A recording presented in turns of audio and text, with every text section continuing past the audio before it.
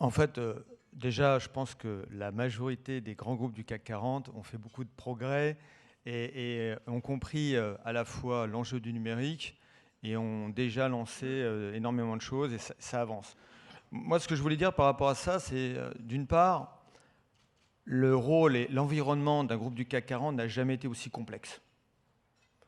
Entre les énormes réglementations qui tombent tout le temps, entre un environnement concurrentiel qui n'a jamais été aussi difficile. On a des pays maintenant qui sont des vraies puissances mondiales, économiques, et avant, quand on était un groupe du CAC 40, on jouait en France, un petit peu en Europe, et on était content. Là, on est multidimensionnel. Dernièrement, dans le contexte aussi, c'est cette technologie, ce numérique, qui n'a jamais été aussi rapide, avec des innovations de plus en plus nombreuses. Donc déjà, en introduction, je pense qu'il faut quand même partager le fait que quand on est patron d'un groupe du CAC 40, c'est pas un job facile, quoi, parce que ça n'a jamais été aussi complexe. Ce qui amène à avoir, quand on est à la tête d'un groupe de cette nature-là, une capacité de transformation maintenant continue. On n'est plus dans des transformations où on faisait des plans, etc. Maintenant c'est devenu un business continu. Et je crois que pour que ça marche, parce qu'effectivement, là on parlait de est-ce qu'on est au bout des succès, est-ce qu'on en a tiré tous les bénéfices? Non, on n'en a pas tiré encore, on en est loin. Et je pense que pour ça, il y a quelques facteurs clés de succès. Un des premiers facteurs clés de succès, je pense, c'est déjà la modélisation et la simplification.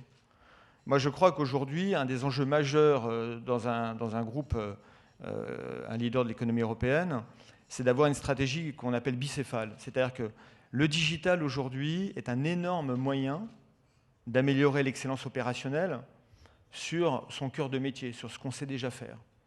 Mais à côté de ça, et c'est comme ça qu'on peut appeler aussi donner de la vision, il faut aussi inventer son métier de demain. Mais c'est autre chose. Je veux dire, quand Elon Musk a imaginé la voiture électrique ou la fusée qui allait revenir, il n'a pas pensé excellence opérationnelle, robotisation de ses processus.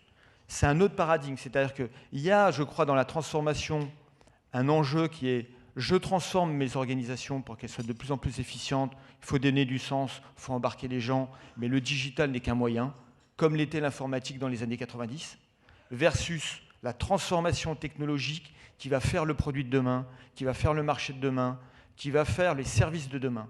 Et ça, c'est un nouveau modèle opérationnel, c'est un nouveau paradigme, c'est derrière des compétences, et l'un ne s'oppose pas à l'autre. Un des enjeux majeurs, je crois, d'un dirigeant aujourd'hui, cette bicéphale, accroître l'excellence opérationnelle à droite, mais à gauche, penser au futur, donner du sens, préparer l'avenir.